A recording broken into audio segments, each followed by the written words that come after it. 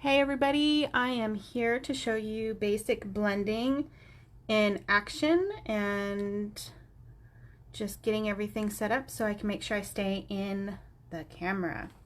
So I have my Neenah paper, my Neenah Crest Solar White 110 pound that I'm using. And I also have Y11, Y15, and Y38. The reason I'm using such a different variety is because I want you to see that you can do shadows and blending with three total, very different dark colors besides just going three. So we're going to start out with the lightest one, and I'm just going to make a circle. And I'm going to kind of make a circle and do the steps in four different stages. That way you can see how it has changed in every stage. So I'm just going to fill in the first one. This is what you call wet. Starting out wet, you can start wet and you can start dry. For the most part, I do start dry just because that is easier for me to blend. But some people, when they're very first starting out, it's easier to blend if you start wet. So it's really just personal preference and what is easiest for you, because there's no reason to get frustrated while you're coloring, because that's no fun at all. Coloring is supposed to be relaxing, it's supposed to be fun, and not rushed. So I have my 4 circles. They're all started out with Y11. Now, this is how the world is flat. Now we're going to move through the motions, and we are going to make it to where it's not flat, to where it's round. So now we're going to go to Y15. And I think I'm just going to go around this side. And I use mostly flicking motions. I know in the lesson it says to do circles, but you can do flicking, you can do circles, you can do whatever you like. So leaving contrast will actually make it to where things look shiny. That's why people like contrast. I have a hard time leaving contrast personally. I was the little kid who had to color everything on the page, the sky, the grass, everything in the coloring book.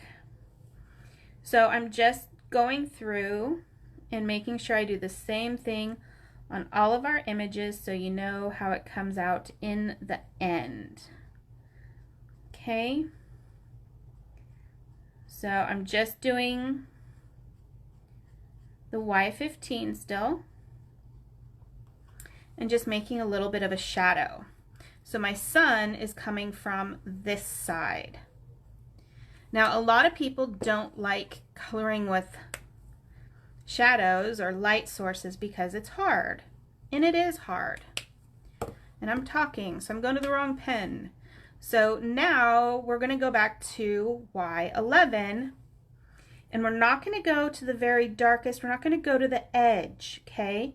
We're just going to blend this out. See how my lines are going away? Let me go ahead and see if I can zoom in a little bit here. There we go. So you can see how my lines are going away. I'm going to do this on this one as well. And I'm not going all the way back. I'm just kind of going back a little bit. And I'm pulling that Y15 out. I'm going to go back up here and kind of blend that a little bit. And as you can see, I'm just running my marker over it. Okay, So now I'm going to do the same thing down here. And I'm not going to go to the end, I'm just blending over. Now you can do this with any markers. You can do this with Spectrum. You can do this with any marker you want, but every marker has its own thing. So it's going to be different, or you're going to get your different effects and things like that, because not all markers, I'm sorry, but not all markers are created equally.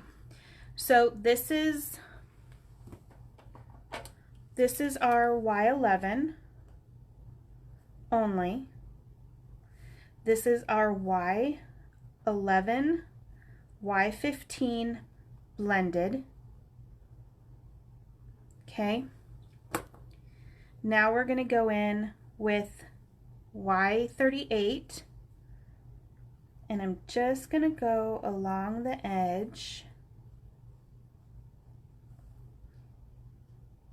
and I'm going to bring that out just a bit. And I'm going to do the same thing over here on this one. And as you can tell, I'm a puller, so that's why my paper is sideways.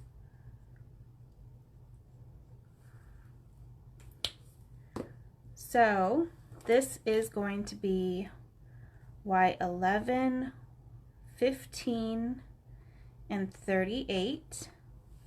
This is going to be Y11, 15, and 38. Whoops, we're going to go 11. That way you know I went back to the 11 on that one. There we go, 11. And now we're going to do 11 and 15 again. Okay. So now I'm going to go back with my 15, not on that one, just this one. I'm going to pull that out a little bit. I'm not going to the very edge, that way you can see that there's that little orange there.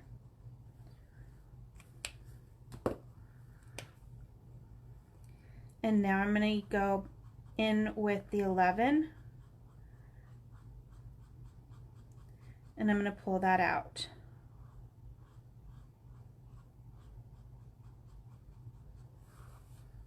So you can see that having it shaded, it gives it some depth. It gives it, and it just depends on how far you want to take it. Do you want to just go to this level, or do you want to go all the way down here?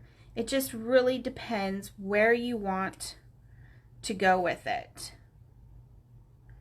So, and this is nice. I love this paper because you can keep on blending all you want, and it's not going to do anything with the paper. And now I'm just blending until I like it. But you can't always do that. Sometimes you need to just let it breathe and let it set. Okay? So, here's one little happy face.